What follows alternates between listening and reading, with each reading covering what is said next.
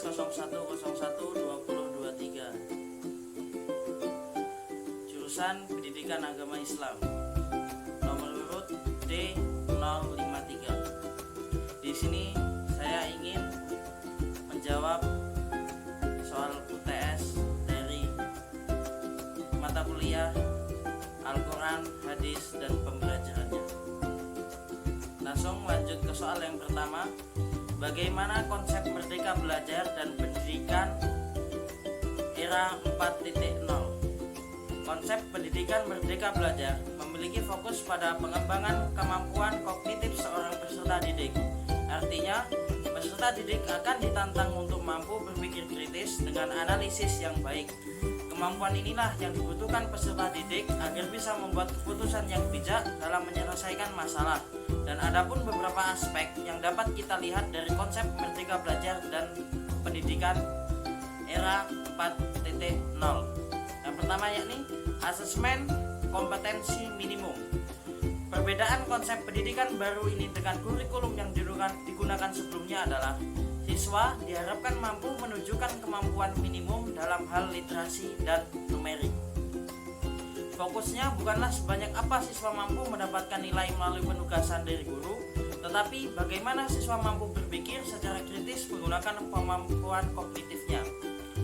Dalam bidang literasi misalnya, bila pada kurikulum sebelum-sebelumnya siswa lebih banyak diharapkan menghafal dan menerapkan materi yang mereka baca dalam konsep asesmen kompetensi, siswa diharapkan bisa berpikir logis untuk mengabstraksi maksud dan tujuan dari materi.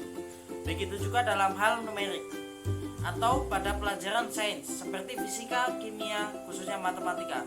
Siswa tidak boleh hanya menghafal formula atau rumus, tetapi juga menemukan konsep dasarnya sehingga mereka bisa menerapkan untuk penyelesaian masalah yang lebih luas.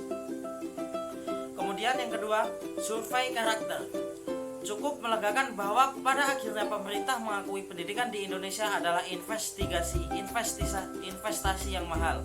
Sebab setiap daerah memiliki keunikan manusia yang berbeda-beda dan tidak mungkin dipaksa untuk menerapkan satu sistem dengan indikator tetap. Pada konsep survei karakter, pemerintah akan menilai secara menyeluruh terkait kualitas pendidikan di sekolah, bukan hanya tentang hasil belajar, tapi juga ekosistem dan infrastruktur pendidikan yang tersedia. Dengan kata lain, pengembangan kualitas pendidikan bukan lagi tentang penerapan indikator kualitas tetap, tetapi berdasarkan data hasil terbaru terhadap sekolah. Kemudian yang ketiga, perluasan penilaian hasil belajar. Satu hal paling menarik dalam konsep merdeka belajar ini adalah adanya perluasan penilaian hasil belajar siswa yang tadinya hanya dari nilai ujian nasional menjadi penugasan dan portofolio. Kedepannya, siswa akan diberikan ruang untuk bisa mengembangkan diri mereka sesuai minat dan bakat dengan cara lain. Dengan cara ini, stigma siswa pintar dan bodoh diharapkan bisa segera dihilangkan. Sebab manusia memiliki bakat alami yang berbeda-beda dan tidak bisa ditentukan dengan tes formal. Kemudian yang terakhir, pemerataan kualitas pendidikan hingga ke 3T. Merdeka belajar juga dapat diartikan keadilan terhadap akses pendidikan yang setara bagi seluruh siswa Indonesia. Oleh karena itu, pemerintah membuat kebijakan afirmasi dan pemberian kuota khusus bagi siswa yang tinggal di daerah 3T. Industri 4.0 adalah momen penting dalam pemerataan kualitas pendidikan di Indonesia, sebab pada tahun 2030 nanti akan menjadi puncak dari bonus demografi Indonesia dengan 64% penduduk adalah angkatan kerja. Kesiapan sumber daya manusia atau SDM Indonesia akan sangat menentukan keberhasilan kita dalam menghadapi persaingan di industri 4.0, khususnya di daerah 3T yang masih memiliki tingkat kelahiran yang sangat tinggi. Kemudian lanjut kepada soal yang kedua, yakni apa rancangan perencanaan pembelajaran Al-Quran Hadis dan pembelajarannya yang Anda miliki dalam menyambut era pendidikan 4.0 ini. Rancangan perencanaan pembelajaran yang disingkat dengan RPP merupakan salah satu langkah awal dalam terwujudnya suatu proses pembelajaran, dan pastinya setiap pengajar akan memiliki RPP yang berbeda-beda. Kemudian terkait dengan RPP Al-Quran Hadis dan pembelajarannya ini, dalam menyambut era pendidikan 4.0, saya akan menggunakan strategi yang dimana peserta didik tidak hanya paham pada suatu materi, akan tetapi mereka juga dapat menjelaskan kepada orang lain atau membagi ilmu yang sudah mereka dapat. Dan tidak hanya itu, peserta didik pun harus mengamalkan ilmu yang mereka dapat dan diamalkan dalam kehidupannya sehari-hari. Kemudian soal yang ketiga, bagaimana strategi pembelajaran Al-Quran dan hadis dan pembelajarannya dalam menghadapi tantangan era pendidikan 4.0. Era 4.0 merupakan era di mana pengetahuan dan teknologi berkembang dengan sangat cepat, mengakibatkan perubahan cepat dan kompetitif. Pengaplikasian kecerdasan buatan merupakan salah satu ciri dari era revolusi industri 4.0. Penopang utama era 4.0 adalah pendidikan. Banyak dijumpai siswa sekolah dasar di Indonesia sudah diberikan handphone oleh orang tuanya, diimbangi dengan akses internet yang baik. Dengan adanya handphone, siswa sekolah dasar bisa mengakses hasil kemajuan teknologi era 4.0 di bidang pendidikan. Era 4.0 melahirkan revolusi belajar dengan ditemukannya Google Assistant. Dengan Google Assistant, siswa bisa mempelajari materi pelajaran dengan mudah, informasi yang diperoleh cepat, materi disajikan dengan menarik dan lebih murah.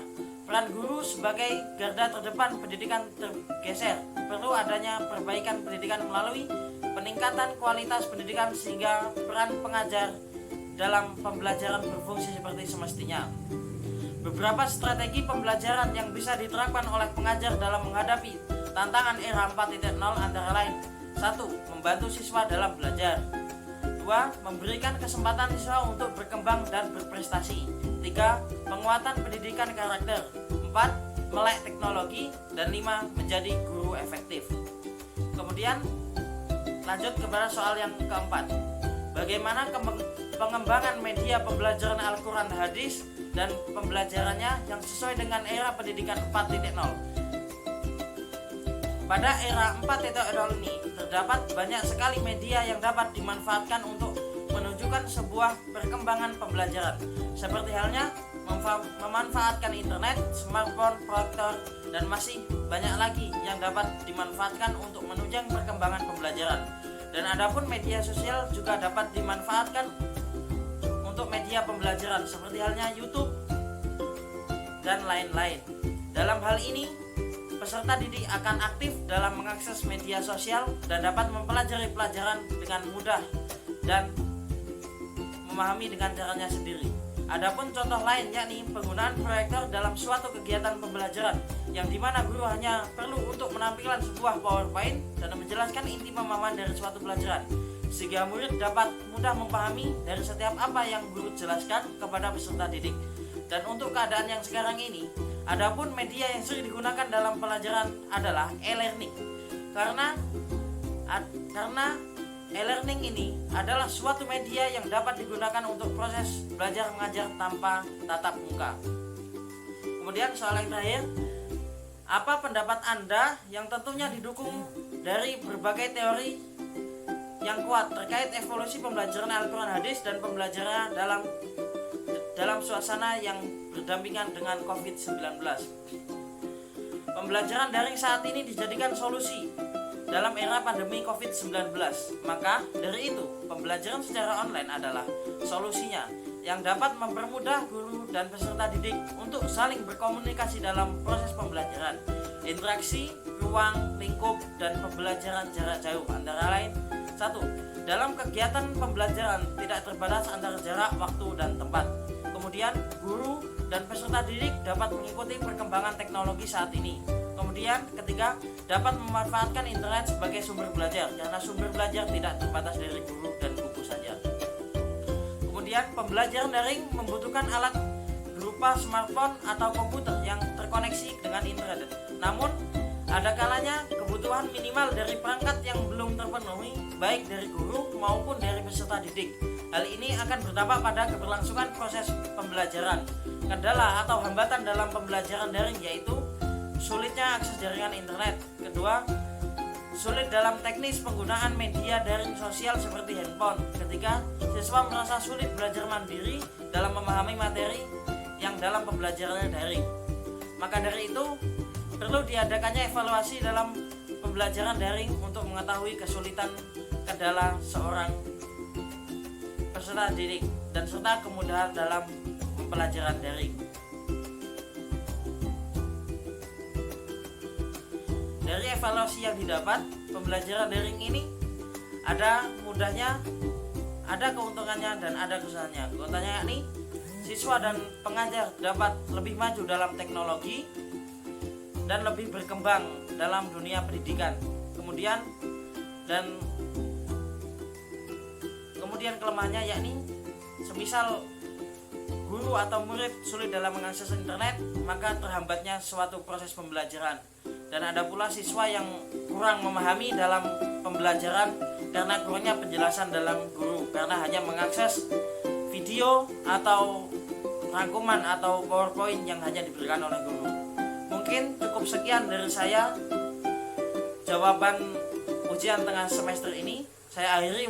Wassalamualaikum warahmatullahi wabarakatuh.